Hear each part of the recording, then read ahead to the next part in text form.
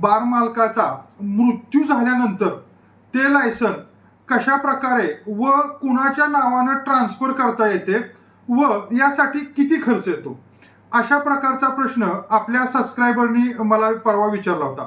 मित्रांनो, कुठलंही लिकर लायसन असू दे, या लिकर लायसनच्या मालकाचा मृत्यू झाल्यानंतर त्याच्या वारसांनी त्याच्या मृत्यूचा दाखला व सक्सेशन लेटर एक्साईजच्या SP ऑफिसमध्ये सादर करायचं असतं.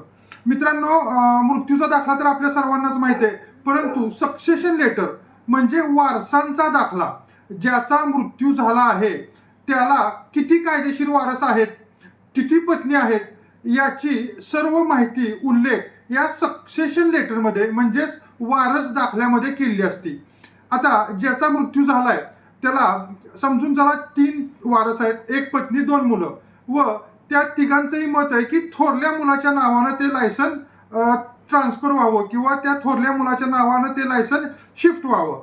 तर मित्रांनो, त्याचा मृत्यूचा दाखला व सक्सेशन लेटर. आता सक्सेशन लेटरमध्ये जे इतर दोघं आहेत यांनी त्यांचा नाहरक दाखला एक्साईजमध्ये द्यायचा असतो. याशिवाय एक्साईजचे अधिकारी त्यांचे प्रत्यक्षात जबाब घेतात व मग ते लायसन त्याच्या थोरल्या मुलाच्या नावानं किंवा ज्याचं नाव त्यांनी ठरवलंय त्याच्या नावानं ते ट्रान्सफर होतं.